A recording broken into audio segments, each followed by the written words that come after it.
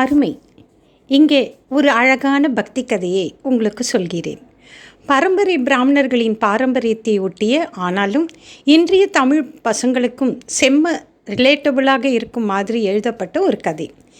இது பாக்கியம் என்ற வழியில் வரும் பக்தியும் மனநிலையும் நம் பண்பாட்டையும் கலந்த ஒரு செம்ம கதையை.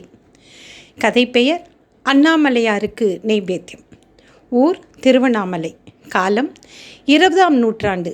நாயகர் ஸ்ரீ கிருஷ்ண சாஸ்திரியார். ஒரு பிராமண குடும்பத்தை சேர்ந்த வேதபாராயண சுவாமிகள். திருவண்ணாமலையிலிருந்து ஒரு பிரபலமான வேதபாராயண சாஸ்திரியார் கிருஷ்ண சாஸ்திரியார். ரொம்ப பாக்கியசாலி, ஆனால் ரொம்ப ஸ்ட்ரிக்டான பக்தி வாழ்க்கை. காலை 4 மணிக்கு எழுந்து பஞ்சாங்கம் பார்ப்பது, வேத பாராயணம் செய்வது, பிரம்ம முகூர்த்தத்தில் கோவிலுக்கு போவது, இதெல்லாம் அவருக்கு வழக்கம். ஒரு நாள் அவர் வீட்டில் எதுவும் இல்லாத ஒரு நாள், லிட்ரலி அரிசி கூட இல்லை. ஆனால் அவருக்கு ஒரு வழக்கம் இருக்குது. ஒவ்வொரு சனிக்கிழமையும் அண்ணாமலையாருக்கு சிறப்பு நெய்வேத்தியம் செய்வார். அண்ணாச்சி கொடுத்த அரிசியோ பக்கத்து வீட்டு மாமியாரிடம் இருந்து வாங்கிய பருப்போ அந்த தினமும் ஏதாவது செய்து வைத்து, இது என் பக்தியோட சேவைன்னு சொல்லி வைத்து விடுவார். ஆனால் அந்த நாளில் எதுவும் இல்லை. மனைவி சொன்னாங்க, சாஸ்திரி இந்த வாரம் ஏதும் இல்லை, ஒரு நாளை விட்டு விடலாமா?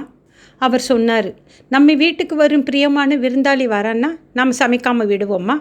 அண்ணாமலையப்பர் வராரு, பசிக்கும்போது எப்படி விடுறது? இவ்வளோ நம்பிக்கையோடு அந்த நாள் காலை அவர் வேதபாராயணம் முடித்து கொண்டு வந்தார். ஒரு சிறிய மூடி, உள்ளே பாதி கையளவு அரிசி, கொஞ்சம் காய்ந்த பருப்பு, வெறும் 2 வத்தல். மனைவிக்கு ஆச்சரியம், இது எங்கிருந்து? சாஸ்திரியார் சிரித்தார். நம்ம பக்கத்து வீட்டு பையன் பஜனைக்கு போகிறப்ப பார்த்தான். அவர் தாயார் தான் அனுப்பினாங்க.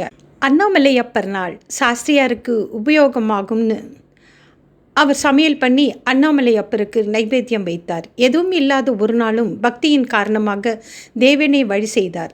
அந்த நாளுக்கு பிறகு வீட்டில் எப்போதுமே ஏதோ ஒன்று கிடைத்து கொண்டே இருந்தது.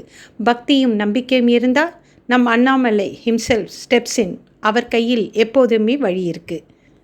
கதையின் சாராம்சம்: பக்திக்கு பொருள் தேவையில்லை, நம்ம மனசு பூர்ணமாக இருந்தால் போதும். இறைவன் ஒரு கையளவு அரிசியிலேயே முழு பிரபஞ்சத்தை காண்கிறார். பக்தியின் உணர்வோடு செய்த சமையலுக்கு கோடிக்கணக்கான மதிப்பு இருக்குது. இது போன்று இன்னும் பக்தி கதைகள் வேண்டுமென்றால் சொல்லுங்கள். ஸ்ரீ கிருஷ்ணர், சங்கரர், ராமானுஜர், யார் கதை வேண்டுமானாலும் அந்த காலத்து எசன்ஸை பிடிச்சி இன்றைய பசங்களுக்கும் புரிய மாதிரி ஒரு ஸ்டைலில் சொல்கிறேன்.